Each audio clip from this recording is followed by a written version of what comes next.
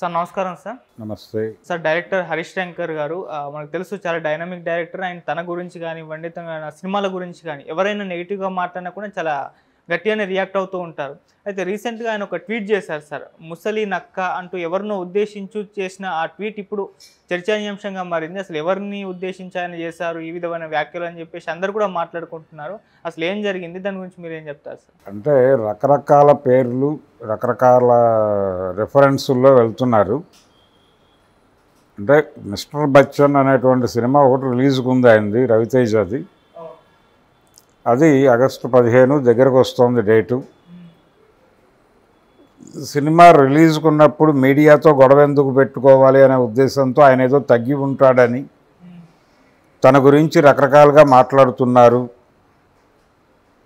ఈ లీనియన్స్ తీసుకుని అని ఆయన ఒకసారి తడమదలుచుకున్నాడు ప్రపంచాన్ని అనేది టోటల్గా కథ. అంటే దీని నేపథ్యం ఏమిటంటే ఉస్తాద్ భగత్ సింగ్ అనేటువంటి సినిమా ఉంటుందా ఉండదా అనేది చర్చనీయాంశంగా మారింది ఈ మధ్యకాలంలో. పవన్ కళ్యాణ్తో ఆయన ప్రారంభించిన సినిమా. గబ్బర్ సింగ్ తర్వాత పవన్ కళ్యాణ్తో అతను చేస్తున్నటువంటి సినిమా అది. గబ్బర్ సింగ్ చాలా పెద్ద హిట్టు, చాలా గ్యాప్ తర్వాత పవన్ కళ్యాణ్కి వచ్చినటువంటి సక్సెస్ అది. అయితే ఆ సక్సెస్ తర్వాత హరీష్ శంకర్ రైజ్ మొదలవ్వాల్సింది. అది ఏ కారణం చేతో ఇప్పటికీ ఆ తడబాట్ల మధ్య నడుస్తోంది ఆయన ప్రయాణం. అయితే హరీష్ శంకర్కు ఒక ఇమేజ్ ఉంది, ఎవరినైనా సరే ఏదైనా అంటే అనాల్సిన సందర్భం వచ్చినప్పుడు మొహమాట పడకుండా అనేస్తాడు అనేది, అలా ఒక ఇమేజ్ ఉంది ఆయనకి. గతంలో అలా మాట్లాడిన సందర్భాలు అనేకం ఉన్నాయి. అయితే ఇప్పుడు ఇష్యూ ఏంటంటే ఈ ఉస్తాద్ భగత్ సింగ్ అనే సినిమా ఉంటుందా ఉండదా అనేది ఇటీవల చర్చకు రావడానికి కారణం పవన్ కళ్యాణ్ ఆంధ్రప్రదేశ్ రాష్ట్రానికి ఉప ముఖ్యమంత్రి, అలాగే 4 శాఖలు ఉన్నాయి ఆయనకి, గ్రామీణాభివృద్ధి ఇవన్నీ. ఈ నేపథ్యంలో ఆయన దీనికి అవకాశం ఇస్తాడా అనే చర్చ జరిగినప్పుడు కొంతమంది ఆల్రెడీ ఆయన కమిట్ అయి కొంత షూట్ అయినటువంటి ఓజీ అలాగే హరిహర వీరమ్మలు ఈ 2 కంప్లీట్ చేస్తాడు, అది పక్కన పెట్టే ఛాన్స్ ఉంది అని మాట్లాడారు. దీని మీద అటాక్ చేయదలుచుకున్నాడు ఆయన. అంటే ఆల్రెడీ ఆ సినిమా కూడా కొంత షూట్ అయ్యింది అనేది మనకు ఆయన ఒక గ్లింప్సెస్ లాంటిది ఏదో రిలీజ్ చేశాడు. అది ఎన్నికల సమయంలో ఉపయోగపడింది కూడా. అంటే ఎన్నికలకు ఉపయోగపడే పద్ధతిలోనే డిజైనింగ్ జరిగింది. నిజానికి ఆ సినిమా ఎన్నికల కంటే ముందే కంప్లీట్ చేసి రిలీజ్ చేస్తారు, ఒక రకమైనటువంటి ఊపిస్తుంది ఓటర్కి అనే మాట కూడా వినిపించింది. కానీ అది వాయిదా పడిపోయింది ఏ కారణాల చేత అయినప్పటికీ. అంటే గతంలో ఎలాగైతే ఎన్టీఆర్కి నాదేశం అనే సినిమా ఉపయోగపడిందో అలాగా తను వెళ్ళలేని ప్రాంతాలకు కూడా తన మెసేజ్ని ఆ సినిమా ద్వారా పంపు చేయగలిగాను అనుకున్నాడు రామారావు ఆ రోజుల్లో. అలా పవన్ కళ్యాణ్ అభిప్రాయాలను ఆయన వెళ్ళలేని ప్రాంతాలకు కూడా ఈ సినిమా ద్వారా పంపు చేస్తారు. హరీష్ శంకర్ దానికి సమర్థుడైనటువంటి డైరెక్టరు, అతను అలా పంపు చేస్తాడు అనే అభిప్రాయంతో కొంతమంది మాట్లాడారు. కానీ ఏ కారణం చేతైనా సినిమా ముందుకు నడవలేదు. కొంత షూట్ అయితే జరిగిందనేది అర్థమవుతుంది మనకి. ఓజీ కూడా షూట్ జరుపుకుంటోంది. ఆయన చంద్రబాబును కలవటానికి జైల్లో ములాఖాత్ కావడానికి రాజమండ్రి బయలుదేరింది ఓజీ షూటింగ్ నుంచే పవన్ కళ్యాణ్. సో ఇప్పుడు ఆయన మంత్రిగా కీలక బాధ్యతలు చేపట్టిన తర్వాత ఆయన నిర్మాతలకి దర్శకులకి ఒక విజ్ఞప్తి చేశాడు బహిరంగంగానే. నేను 3 నెలల వరకు చాలా కాన్షియస్గా ఇక్కడ కేంద్రీకరించాలనుకుంటున్నాను పని మీద. 3 నెలల తర్వాత మాత్రమే సినిమాల గురించి ఆలోచిస్తాను, అది కూడా నెలలో మహా ఇస్తే 1-2 రోజులు టైం ఇవ్వగలనేమో తప్ప అంతకంటే ఎక్కువ టైం ఇవ్వగలను అనేది నాకు అనిపించడం లేదు అని మాట్లాడాడు ఆయన. ఇందులో హరిహర వీరమల్లు సినిమాకి 20 రోజులు ఇచ్చినా చాలు అంటున్నాడు ఆయన, ఏం రత్నం గారు. ఓజీ చాలా వరకు ఆల్మోస్ట్ షూటింగ్ అయిపోయింది, దానికి కూడా అలాగే ఇస్తే సరిపోతుంది అని కూడా వాళ్ళే చెప్పారు. అయితే ఈ ఉస్తాద్ భగత్ సింగ్ అనే సినిమాకి సంబంధించిన భవిష్యత్తు ఏంటనే దానిలో ప్రొడ్యూసర్ కానీ డైరెక్టర్ కానీ ఒక క్లారిటీ ఇవ్వలేదు. ఈ సినిమా డ్రాగ్ అవుతున్న విషయంలోనే డ్రాగ్ అవుతోంది, ఈ ఎలక్షన్లోపు సినిమా ఉండకపోవచ్చు, ఎన్నికల తర్వాత మళ్ళీ ఏదైనా మొదలవచ్చు అనే ఉద్దేశంతోనే ఆయన రవితేజ సినిమా కమిట్ అయ్యాడు, అటు వెళ్ళిపోయాడు. ఇప్పుడు అది కంప్లీషన్ అయిపోయింది, అది ఆగస్టు 15 రిలీజ్కి రెడీ చేసుకుంటున్నారు. ఈ కండిషన్లో ఇలా ఒకరు 4-5 కలిసి ఆ సినిమా లేదు, ఉస్తాద్ భగత్ సింగ్ అనే ప్రాజెక్టే డిజాల్వ్ అయిపోయింది అని మాట్లాడితే ఆయనకి కొంచెం గాయం అవుతుంది కదా న్యాచురల్గా. అలా గాయపడి ఆ గాయం చేసినటువంటి వాళ్ళని టార్గెట్ చేస్తూ ఒక ముసలోడా అనేసాడు ఆయన. ఇది ఎవరికైనా తగలొచ్చు, ఎవరికైనా యాప్ చేసుకోవచ్చు. అంటే ఈ సినిమా ఉంటుందా ఉండదా అని మాట్లాడిన వాళ్ళు అనేక మంది ఉన్నారు నాతో సహా. కాబట్టి ఎవరినైనా కనెక్ట్ చేసుకోవచ్చు దానిలో.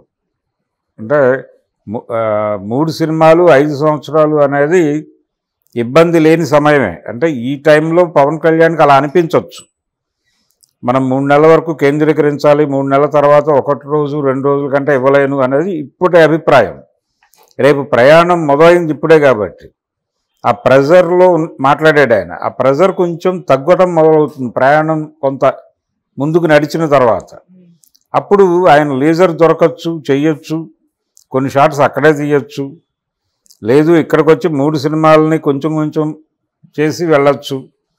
3 సినిమాలు ఒకేసారి చేసినా 5 ఏళ్లకు 3 సినిమాలు రిలీజులు అనేది చిన్న విషయం ఏం కాదు ఏ హీరోకైనా. 3 ఏళ్ళు ఒక సినిమాకి తీసుకుంటున్న హీరోలు ఉన్నారు కదా, అల్లు అర్జున్ లాంటి వాళ్ళు. పుష్ప రిలీజ్ అయ్యి 3 ఏళ్ళు అవుతుంది కదా, డిసెంబర్ దాటితే. అది దాటకుండా ఉండటం కోసం కదా వీళ్ళు డిసెంబర్ 6 డేట్ అనౌన్స్ చేశారు. కాబట్టి ఈ కండిషన్లో ఈ సినిమా ఉంటుందా ఉండదా అనే కామెంట్ చేస్తున్న వాళ్ళ మీద కేంద్రీకరించి మాత్రమే ఆయన ట్వీట్ చేశాడు, నా సినిమా రిలీజ్కు ఉంది, మళ్ళీ వీళ్ళు నోళ్ళు తెరుస్తున్నారు దాడికి, నా సినిమా మీద దాడి చేయడానికి నోళ్ళు తెరుస్తున్నారు, నేను ఊరుకునే మనిషిని కాదు, నేనేదో ఈ సినిమా రిలీజ్కి ఉంది కాబట్టి ఒబీడియంట్గా వంగి పర్లేదులే, తిడితే తిట్టారు దులుపుకుని వెళ్ళిపోదాం, ఇది మన అదేంటి పాత పద్యం ఉంది కదా, అనువు కాని వేళ అధికుల మనరాదు అని చెప్పారు కదా.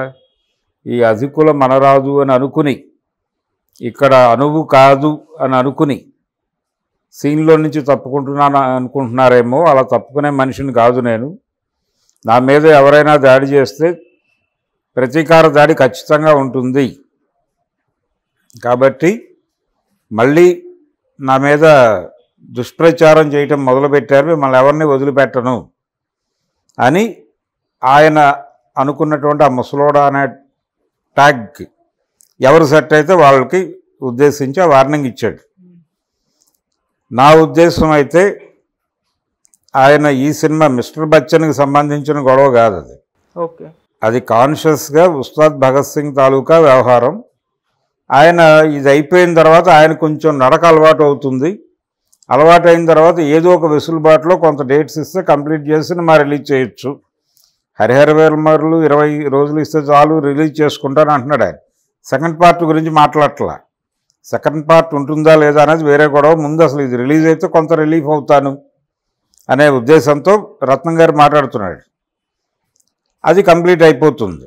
ఓజీ ఎలాగూ సెట్స్ మీద ఉంది, అది ఆల్రెడీ చాలా వరకు షూట్ అయిపోయింది అంటున్నారు, అది కంప్లీట్ చేస్తాడు. మీన్ వైల్ మధ్యలో కొంచెం అంటే 1 నెల రోజుల పని, 1 నెల నుంచి 15 రోజులు ఆయన పని చేస్తే ఈ 3 సినిమాలు అయిపోతాయి, అందరూ హ్యాపీ, రిలీజ్ అయిపోతాయి. అది హిట్ అవుతాయా ఫ్లాప్ అవుతాయా అనేది వేరే కూడా అది ఆడియన్స్ చూసుకుంటారు. కానీ ఒక సక్సెస్ ఫేజ్లో ఉన్నాడు ఆయన. ఈ సక్సెస్ ఫేజ్లో ఉండగా సినిమా రిలీజ్ అయితే డెఫినెట్గా జనాలకు కనెక్ట్ అవుతుంది. సినిమా పాస్ అయ్యి హిట్ కొట్టడం కదా కావాల్సింది ఎవరికైనా, డైరెక్టర్కైనా హీరోకైనా. ఆ హిట్ కొట్టేటువంటి ఛాన్సెస్ ఉన్నాయనేది బలంగా ఫీల్ అవుతున్నాడు ఆయన. హరీష్ శంకర్ ఆ ఫీల్ అవుతూ ఆ టెంపో మెయింటైన్ చేయటం కోసం ఇలాంటి దూకుడు మాటలు మాట్లాడుతున్నాడు ఆయన. ఇది రీజన్, దీనికి ఏదో మిస్టర్ బచ్చన్ గొడవ కాదు, ఇది మిస్టర్ బచ్చన్ గొడవ కాదు.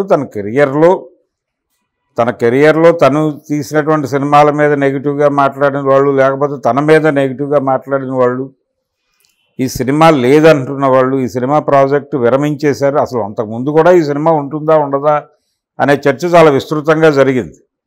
ఫైనల్గా ఉంటుంది అనేటువంటి ఒక భరోసా కల్పించారు. ఆ తర్వాత ఎన్నికలు, హడావిడి, ఇప్పుడు మళ్ళీ అదే ప్రశ్న ఉంది, ఆ సినిమా ఉంటుందా ఉండదా అని. ఈ కండిషన్లో ఆ సినిమాని మళ్ళీ జనాల హృదయాల్లో రెన్యువల్ చేయడానికి ఈ ట్వీట్ ద్వారా ఆయన ఒక డిజైన్ చేశాడు. ఆ డిజైన్లో భాగంగా మాట్లాడిన మాటలు ఇవి.